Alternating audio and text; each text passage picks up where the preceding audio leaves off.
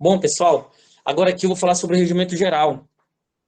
Aqui é algo que me interessa muito, é algo que eu observo, que muitos desses documentos aqui pouco se reportam ao regimento geral da universidade, tá bom? Nós vamos iniciar ele hoje, amanhã a gente termina, falando sobre ele e algumas resoluções da Unifap, e na sexta-feira a gente volta com resoluções que vocês, de repente, consideram pertinentes, consideram essenciais para a gente dar continuidade. Bom, o nosso regimento geral, pessoal, ele deve ser modificado entre o ano de 2024, a partir de meados de 2023, durante o ano de 2024. Por quê? Nós temos um estatuto que que foi aprovado no final de 2018. No final de 2018, o estatuto foi aprovado. Eu era conselheiro universitário na época e participei dessa reunião. A reunião acabou, inclusive, à noite, faltando energia, mas conseguimos terminar. Foi enviado para o MEC e o MEC voltou depois de algum tempo. Nós tínhamos vários problemas no MEC, né? Troca de gestão, enfim, vem um caso aqui, né? Mencionar sobre isso, mas nós tínhamos vários problemas e eles demoraram a devolver esse documento, esse nosso regimento, o nosso novo estatuto. E eles voltou para algumas adequações. E a Unifap, na gestão atual, fez as modificações e voltou de novo para o MEC, e lá está. A gente espera que até o final deste ano, ou no ano que vem no máximo, nós tenhamos um novo estatuto, que nosso estatuto atual é de 99, né? O que está vigente. Nós precisamos trabalhar aquilo que eu falei, o que está escrito, o que está aprovado. Então, nós temos um regimento já que deve entrar em vigor no ano que vem, e após esse regimento, esse estatuto, após esse estatuto começar a vigorar na universidade, com a nova composição dos conselhos superiores, que serão 3, e várias outras unidades acadêmicas administrativas, nós vamos ter que fazer um novo regimento geral da universidade. Hoje é o que rege. Alguns artigos deles não se aplicam mais, mas eu coloquei alguns que eu considerei mais importantes para esse momento do curso e que devem ser aplicados, certo? O primeiro, quarto que eu falo é sobre a questão da autonomia, certo? Da autonomia da instituição, que ela tem lá a sua origem no artigo 205, 6 e 7 da Constituição Federal, e trazendo aqui para a universidade em seu artigo 4º, que fala que a universidade goza de autonomia didático, científica, disciplinar, administrativa e de gestão financeira e patrimonial nos termos da Constituição, das leis que regem as matérias e o estatuto da universidade deste regimento geral. Gente, antes de eu falar do parágrafo 3º, esse artigo 4º eu considero muito interessante. Parece que é tão simples, mas eu considero muito interessante. Hoje nós não temos. Só um minutinho, por favor. Pode dar um pause, por favor, mano, que estão. Desculpa, chegou alguém aqui. Eu não marquei para ninguém. Só um minutinho, por favor.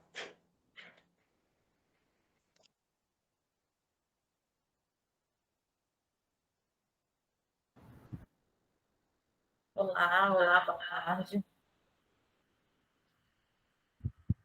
Vocês estão conseguindo me ouvir? Boa tarde. Boa tarde. Boa tarde. Teremos intervalo ainda ou seguiremos direto? Então, o Nárito, ele tentou fazer um intervalo, né? Agora, antes de fazer essa modificação de tema, e aí preferiram continuar. Mas, se quiserem intervalo, a gente tem, sim, dentro da nossa programação, um intervalo de 20 minutinhos. Se a maioria preferir, eu falo com ele só termina essa temática que ele está trabalhando, e aí a gente pode seguir para o intervalo. O que vocês acham?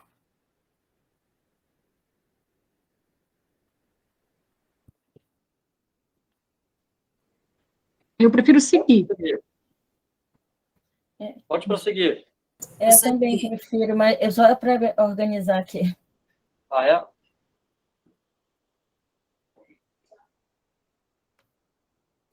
é? Eu prefiro seguir também. Eu prefiro seguir. Então, se a maioria tem alguém que não prefere seguir, que prefere pelo intervalo, se for assim, se a maioria preferir seguir, a gente fica sem o intervalo e termina um pouco mais cedo.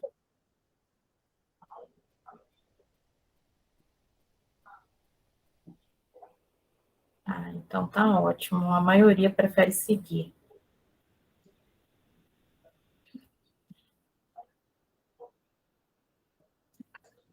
Então tá, a gente vai seguir, assim que o Nárito voltar, a gente vai seguir. eu peço a vocês, até por uma questão da ficha, né, de participação que a Beth nos enviou, que vocês possam deixar lá no chat os nomes de vocês, para que a gente esteja colocando a presença, né, no curso, a presença de hoje.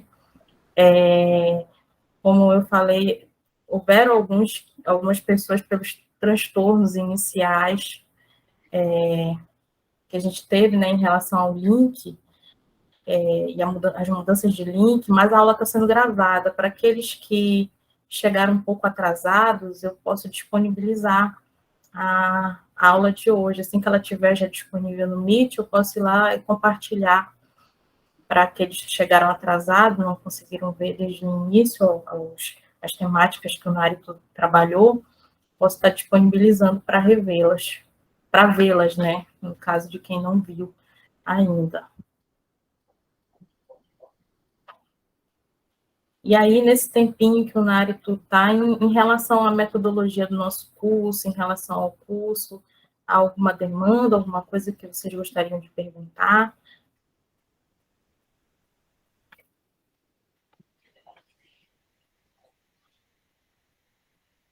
O principal, de repente, que eu quero saber é acerca do material em PDF, que, de repente, vocês podem disponibilizar para a gente. Onde vai ficar esses materiais disponíveis? Se vai enviar para o nosso e-mail ou algum link de acesso no Google Drive, de repente, né?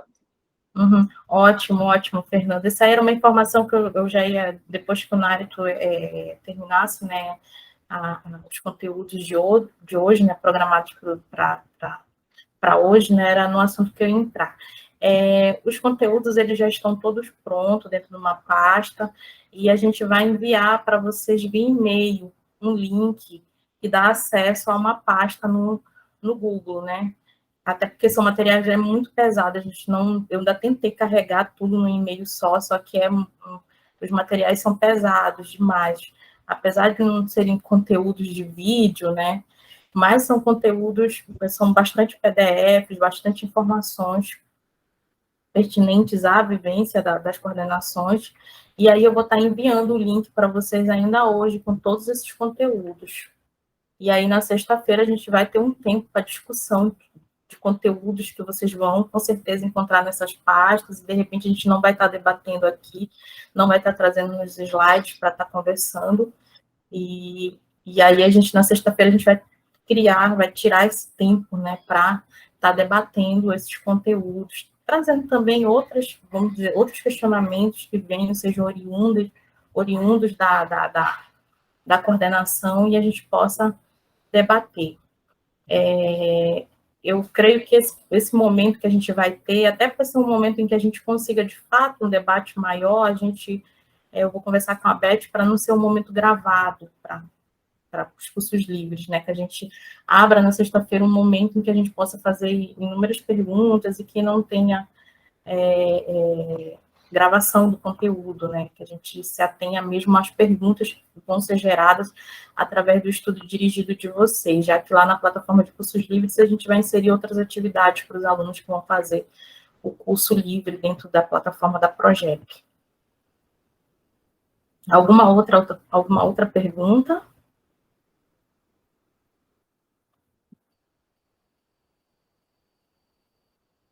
O Nárito voltou.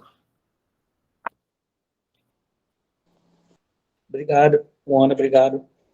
Mas fica à vontade, qualquer pergunta, pessoal, podem se dirigir a gente está aqui para se ajudar, como falei desde o início.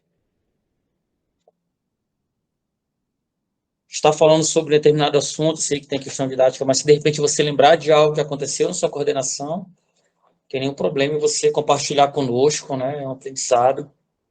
É o que eu digo, a universidade tem 32 anos, mas ao longo desses 32 anos aí foram tantas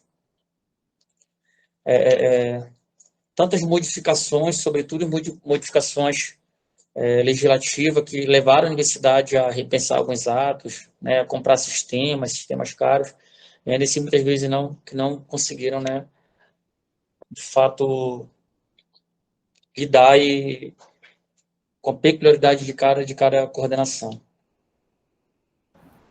E aí, Nárito, só atualizando, ficou indicado aqui pela maioria dos participantes para não ter intervalo, para a gente seguir, né, direto. E aí, quando você terminar os conteúdos, aí eu repasso para eles mais uma vez as informações para a continuidade do curso amanhã, o novo link que vai ser enviado, a pasta também com os documentos que serão trabalhados tanto no curso como os documentos de estudo dirigidos, do estudo dirigido. E aí, após você terminar, eu entro só dando essas últimas informações novamente, tá bom? Tá bom, vamos avançar, perfeito. Então, fica assim durante todos os dias, né? Acaba até mais rápido, não compromete muito a tarde toda de vocês. Então, vamos lá, Ana, perfeito. Sem delongas, vamos lá. Nós estávamos falando sobre o artigo 4º da autonomia da universidade. Perfeito, este mesmo. O artigo 4º fala da autonomia da universidade.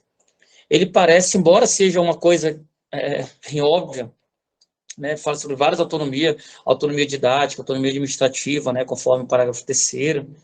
Mas eu quero aqui falar para vocês o seguinte, nós também no ano de 2018, nós criamos uma minuta de resolução para trabalhar com a questão do revalida.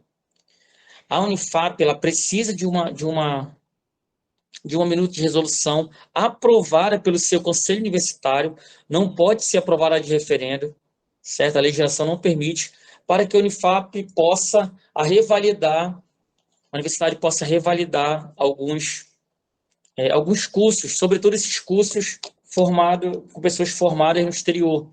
Né? Imagina, a pessoa se forma, com exceção à medicina. A medicina vai ser um processo específico, porque a gente tem que verificar, inclusive já demandamos a coordenação de medicina, se a universidade, mesmo agora com a abertura do HU, terá condições de fazer a primeira e a segunda fase, é um outro fator. Né? Tem o próprio INEP que realiza, mas nós vamos... Nessa resolução, nós criamos todo um parâmetro, inclusive com uma tabela de preços para a universidade. Olha, a universidade ela goza de autonomia didático-científica, disciplinar, administrativa e de gestão financeiras. Eu não conheço nem o programa hoje, nós temos vários projetos de extensão, com a ajuda de parlamentares, enfim, uma série de fatores, só que eu desconheço hoje uma resolução da universidade nesse sentido, que voltara para a gestão financeira.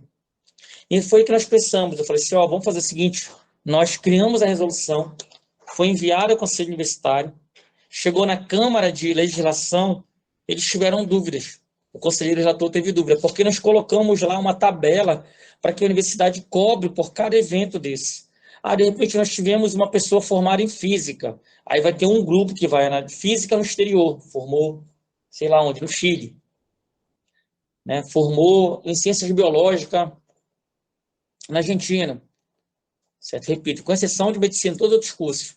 Então, né, um grupo de estudo ali para fazer a avaliação, né, ele ia trazer toda a documentação necessária, de acordo com a legislação, só que nós colocamos os valores que isso ia custar. A título de exemplo, nós colocamos lá esse valor, se não me engano, de R$ 1.738, porque tem todo um trabalho e a universidade precisa, né? Cada vez nós temos que fazer mais com menos. Nós temos menos recursos financeiros para a instituição. É comum as universidades estarem no vermelho, porque o governo tira cada vez mais recursos da educação, lamentavelmente. Então, a gente precisa ter um programa de gestão financeira. Nós colocamos lá também, tem previsão legal, não tem problema nenhum, que para o acadêmico, o requerente que perdeu o seu diploma e está precisando de uma segunda via, que seja cobrado um valor sobre isso. Não tem problema nenhum. Só que até agora a universidade ainda não aprovou esta resolução. Depois que ela for aprovada pelo seu conselho universitário, nós vamos informar, vai ser cadastrado na plataforma Caroline Bore, aí sim a universidade vai inclusive ter uma gestão financeira sobre essas demandas, porque nós temos muitas demandas de cunho administrativa, temos uma resolução lá 2008 que está completamente defasada, não está adequada às normas vigentes atualmente. Então, nós precisamos, com a aprovação dessa resolução, depois que o Conselho aprovar, a universidade pode ter valores com relação a isso. Nós tivemos vários processos de vários profissionais que se formaram em diversas áreas. Infelizmente, nós temos que indeferir. A Justiça já perguntou para a gente, alguns já judicializaram o Unifap, você está indeferindo, vai deferir até quando? porque precisa se adequar. Não dá para adequar? Então, precisa se adequar. E nós criamos a comissão, fizemos o trabalho, infelizmente, este trabalho ainda, né? Quando chega no conselho universitário, parece que trava. Por quê? É ruim para deliberar, é muita gente pensando, fica difícil. São muitos outros processos que tramitam de forma urgente, que passam na frente e requerem, né, uma outra celeridade, requer um outro procedimento. A título de exemplo, novamente, esse regimento geral dos discentes, eles deveriam, de acordo com o Ministério Público, de acordo com o Ministério Público Federal, a recomendação é que a Unifap criasse uma minuta de resolução em até 120 ou 180 dias no máximo. A Unifap demorou quase 3 anos para criar uma minuta de resolução voltada para os discentes. Quando é que o discente pode ser expulso da universidade? Agora nós temos. Quando é que ele pode sofrer uma suspensão? Já está regulamentado lá. Quando é que ele vai ser suspenso? Quando é que ele vai ser divertido? Não está nada subjetivo. Agora está tudo de acordo com a legislação, com a resolução interna. Quando ele pode... Nós tivemos um caso aqui, que eu não posso relatar, é um caso reservado, mas nós tivemos caso de um professor docente que ele foi agredido. Ele foi agredido no rosto por um acadêmico. Então, eu participei também dessa comissão, fui voto vencido nela. Para mim, era caso de exclusão do acadêmico. Ele deveria ser excluído da universidade. A comissão votou diferente de mim e foi uma outra punição. Mas, na minha opinião, naquele caso concreto, era para aquele acadêmico ser desligado. E eu justifiquei meu voto lá, mas, enfim, foi voto vencido. Agora não, agora nós temos os casos específicos, não tem como fugir daquilo. Se ele fez isso, ele cometeu plágio, é uma falta grave, é uma falta média, enfim, nós temos agora esse caso. Não, ele agrediu um outro servidor, agrediu alguém da universidade, ele vai ser expulso. Então agora nós temos tudo regulamentado. Que bom, demorou, mas saiu. Então aqui, pessoal, esse artigo 4º, eu considero ele muito importante para as instituições, essa questão da autonomia didático-financeira, e nós precisamos pensar, sim, em programas de gestão financeira. Inclusive, estava conversando com o servidor da rádio. A rádio hoje da universidade, a nossa rádio universitária, nós temos várias coordenações que têm programas. A nossa rádio ela é ligada à reitoria. E eu falei com o servidor, estava conversando com ele, a Prograde nós temos o Sextou Prograde, todas as sextas-feiras, de 10 às 11, de 11 ao meio-dia.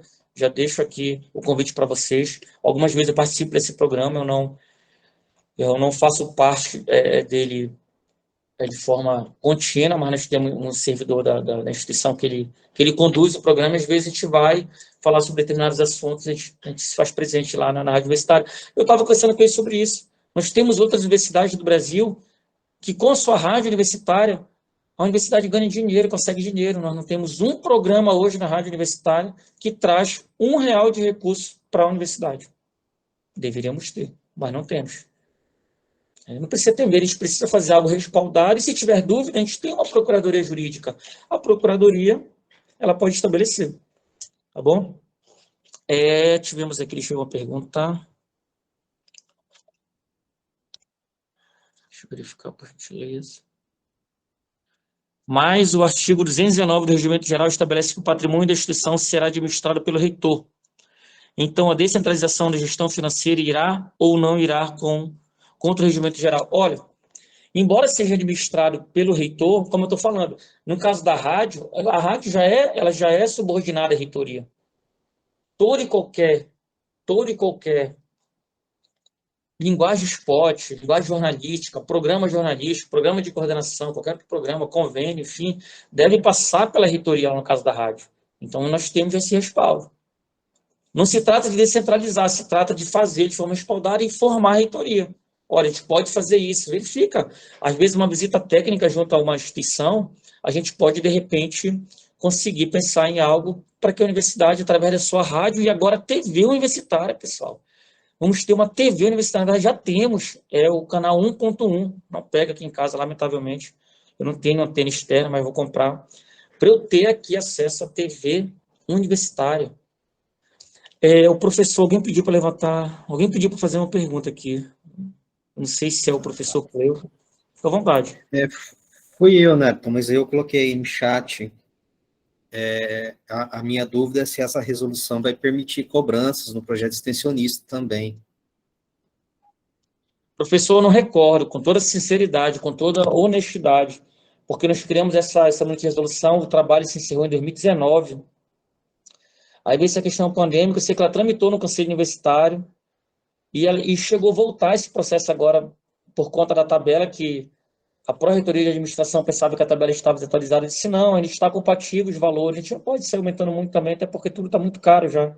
Não adianta a gente sair aumentando, porque o poder aquisitivo está muito baixo, né? Das pessoas, a gente não pode sair aumentando de uma forma. Agora, se contempla projeto estacionista, salvo engano, não, professor. Mas o senhor pode se dirigir à Secretaria do Conselho e solicitar para eles uma cópia lá da minuta dessa resolução. Está lá, o processo está lá. Salvo engano, vai para a Câmara de Legislação mais novamente. Tudo bem?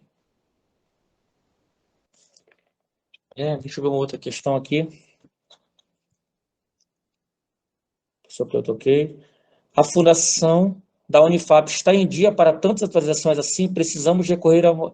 Perfeito, professor. Infelizmente, nós temos que recorrer à Fundação do Acre para conseguirmos recurso externo. E a Fundação do Acre, ela detém 7% de todos esses valores. É um valor que a universidade perde, né? Lamentavelmente, vai esses valores, né, para a Universidade do Acre, a Fundação do Acre, e deveríamos, né, resolver isso aqui, né? Mas isso é uma questão administrativa aqui, né? E já sai da minha esfera que eu não, infelizmente, não tenho poder para tanto. A questão financeira, de fato, pouco toca. Eu só mencionei porque alguns colegiados, algumas coordenações de curso têm programas junto à rádio universitária. E quando eu falo lá sobre essa questão administrativa e de gestão financeira, a gente poderia repensar, de repente, algum programa, ou até uma questão de projeto de extensão nesse sentido. Foi apenas para esse fim, não é para fim de... Por exemplo, e como a rádio ela é ligada à reitoria, né? Ela é ligada à reitoria, tem essa previsão normativa, aí o memorando para a reitoria poderia dizer, a reitoria dando seu aval, ou consultando a Procuradoria Jurídica, né? Consultando a AGU, ia dizer, através dos procuradores, olha, é possível fazer isso aqui, não é possível, entendeu? É algo apenas nesse sentido mesmo. Tá? Aí eu estou compartilhando o regimento interno da rádio, para quem se interessar. Essa parte do recurso, ela é bem delicada, porque como uma comunicação, assim, uma TV educativa, rádio educativa, essa questão do recurso pode ser limitada, às vezes, a apoio cultural e não receber recurso, mas o regimento interno tem aberturas. Aí fica aí a critério de quem quiser ver mais detalhes. Perfeitamente. Obrigado, professora. Aí requer estudos, requer, talvez, né, diligências ou e-mails junto a instituições que conseguiram, através de suas rádios universitárias. Aí. Tudo bem. Vamos lá. Pode passar, por gentileza, Ana, falando sobre essa questão da autonomia. É um assunto divergente assim mesmo, pessoal. O direito é assim, ele é divergente, é natural, isso, fiquem tranquilos. O importante, tem pontos de controvérsia, mas o importante é chegar aqui a um denominador sobre a questão da universidade. O inciso 2º do artigo 4º, quando fala sobre a questão da autonomia, que é dispor, respeitada a legislação específica sobre o pessoal docente e técnico-administrativo, estabelecendo direitos e deveres, bem como normas de seleção, avaliação, programação, habilitação, licença, substituição e dispensa. Gente, aqui, nós temos uma resolução que fala especificamente sobre avaliação. Sabemos disso. A cada 30 horas, né, lá na determinada disciplina precisa passar um método avaliativo. Então, tem uma série de fatores. O TCC pode ser composto de até três componentes, né? As licenças, as substituições e dispensa. As substituições aqui, depois aí eu vou me reportar lá ao colegiado. Quando eu posso, né, de repente, fazer aquele professor troque de colegiado de acordo com as normas legais. Agora, o professor falou sobre projeto de extensão. Ou, de repente, eu tenho um professor que é dedicação exclusiva, ele faz parte de 2 projetos de extensão. Um projeto de extensão não tem fins pecuniários, né, ele não recebe nenhum valor para isso, e outro, de repente, ele é coordenador, mas ele recebe, ele conseguiu, fez um bom projeto, enviou para um determinado parlamentar, o parlamentar gostou, e e destinou uma emenda parlamentar para aquele projeto. Aquele projeto lá faz parte, ele vai compor também, ele vai informar no PAD dele, né, para aquele especificamente, ele não pode ter uma carga horária reduzida, mas para outro ele pode. Aí ele vai informar o PAD, perfeito, mas aquele que está sendo remunerado, ele não vai necessariamente informar no PAD para fins de redução de carga horária, né? Ele vai ter que seguir uma resolução, inclusive essa resolução vai ser enviada como anexo para fins de estudo, porque ela é bem interessante também. Tem um artigo dela, inclusive, que ela fere a LDB, eu vou falar lá no futuro, lá na sexta-feira para vocês, para não se preocuparem, mas apenas um artigo dela que fere a LDB, porque a própria LDB fala, gente, a lei 94/96, nós temos a autonomia universitária, a própria lei fala sobre isso, sobre as autonomias. No entanto, ela fala em um artigo que o professor tem que ter no mínimo 8 horas de sala de aula, 8 horas semanais. Mas nós temos, cada caso é um caso, nós temos coordenações que não há essa necessidade. Ele pode, tem coordenações que ele faz até mais, às vezes ele pega 3 turmas, ele pega 12 horas aulas semanais. Temos casos que ele pega uma turma e trabalha com a extensão, trabalha com projetos, né, de pesquisa e consegue complementar sua carga horária sem problema nenhum, tá? Aí existe, lógico, exceções a depender. Cada caso é um caso, a gente precisa verificar o caso concreto. Tudo bem? Pode passar, por gentileza. Bem, então aqui sobre o artigo 10º, eu vou pular para o artigo 10º que fala sobre a competência do Conselho Universitário. Esse é o órgão hoje que eu falo para vocês, é um órgão deliberativo, e muitos processos continuam no Conselho Universitário em função, né, das poucas reuniões. O Conselho, além do Conselho Universitário, nós temos as câmaras, Câmara de Ensino, Câmara de Legislação e Normas, câmaras administrativas que requerem também outras reuniões, então é uma situação delicada hoje a questão do Conselho Universitário. Mas eu coloquei alguns incisos que eu considerei muito importante aqui para o Conselho Universitário, que é o inciso 5º, diz o seguinte, que é apreciar em grau de recurso os atos e decisões de qualquer grau ou órgão, qualquer atos e decisões de qualquer órgão ou autoridade da Unifap. Que foi o que eu falei para vocês, pessoal. O último recurso administrativo da Unifap é o Conselho Universitário. Pode ser para servidor, pode ser para acadêmico. Aconteceu de nós termos um servidor da universidade, servidor técnico, que não foi exonerado, foi demitido, a comissão foi instituída, ele foi demitido da instituição, e esse servidor discordou da comissão e ele recorreu ao Conselho Universitário. E o Conselho Universitário analisou o processo, entretanto, no caso, um novo parecer, um novo debate sobre o assunto, mas ainda assim, este servidor foi mantido e ele foi demitido. Aí não caberia mais recurso à esfera administrativa, foi também para o judiciário e foi mantida a sua demissão, tá bom? Esse aqui é a atenção para o artigo 5º, tá bom? Até porque se chegar no seu departamento lá, olha, eu quero recorrer dessa decisão aqui, aí você sabe para quem você vai direcionar o documento, vai direcionar ele para a Secretaria do Conselho Universitário, que lá eles vão dar o devido andamento, né, com base nesse artigo, né, tem que ter o fundamento. Eles podem citar ou não, de acordo com a fundamentação justificativa lá do requerente, ou da requerente.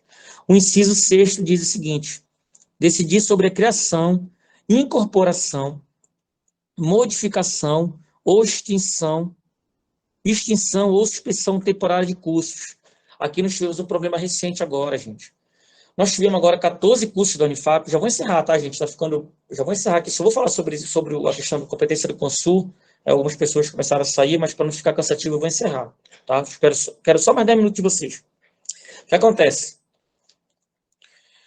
Nós tivemos aqui um problema sério. Dos 14 cursos avaliados pelo ENAD, na Unifap, nós tivemos, todos os cursos avaliados pela Unifap, nós tivemos 14 com notas baixas. Então, nós teremos 14 cursos avaliados que terão avaliação em loco no ano que vem pelo MEC.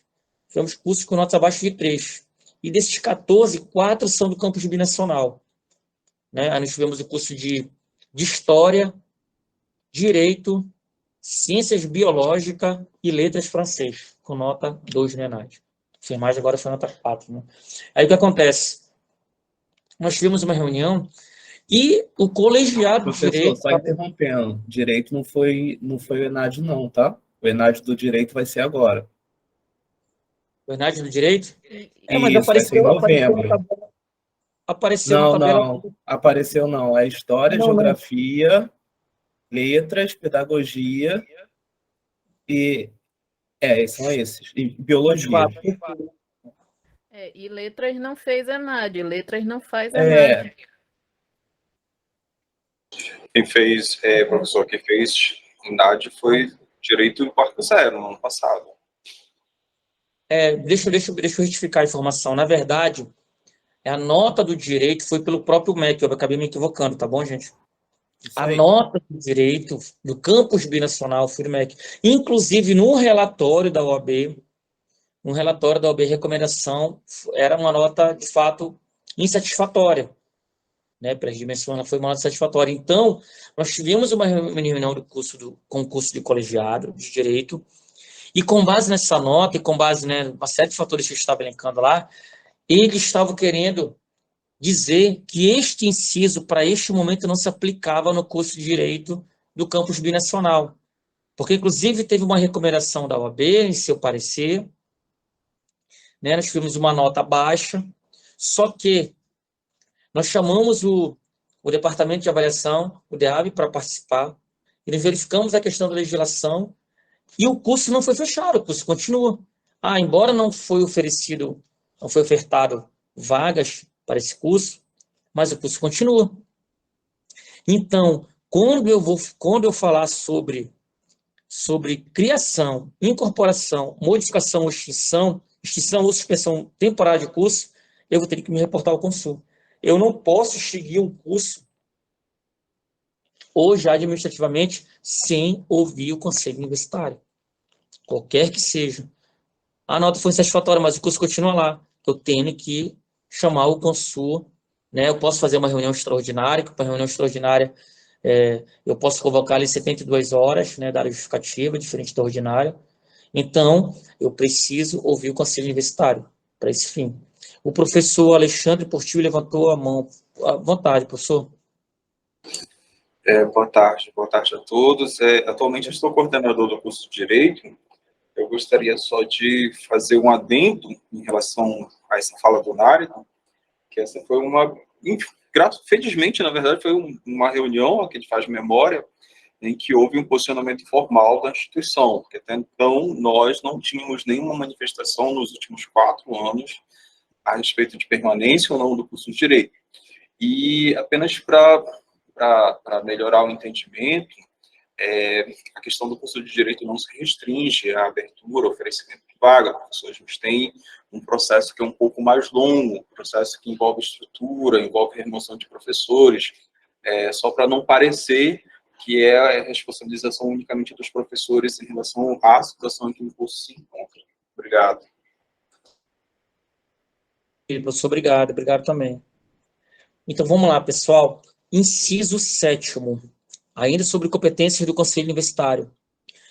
Aprovar normas internas sobre seleção, admissão, promoção e movimentação. Aqui eu vou citar um caso clássico, que é o caso da remoção interna. Nós temos, antes de qualquer curso, antes de qualquer seleção da universidade, qualquer concurso externo, a universidade, por força de legislação interna, tem que abrir pelo menos pelo menos com 30 dias com antecedência o concurso de remoção interna, certo? Dando aquela ampla publicidade, né? E se houver vaga para determinado curso, que pode ser o curso de Direito, pode ser o curso de Enfermagem, né? Verifica, lógico, aquelas vagas já pré-estabelecidas, já estudadas entre colegiado, entre prograde e demais envolvidos. Aí você pode remover aquele servidor, né, uma vez aprovado para o campus que ele pretende, né, aquela vaga, e esse concurso que, por exemplo, poderia ter vaga para o campus Marco Zero, pode ter vaga para o campus Santana, para o campus Binacional, para o campus Mazagão. Então, eu tendo hoje essa questão dessas normas internas sobre seleção. Tudo bem que, querendo ou não, uma norma interna sobre seleção e admissão, em várias universidades trabalham com a questão da remoção interna, sem problema algum. E é bem salutar para a instituição, com certeza, é bem justo. O próximo seria aprovar a ampliação e diminuição de vagas destinadas aos cursos da universidade. Aqui é bem interessante também, pessoal.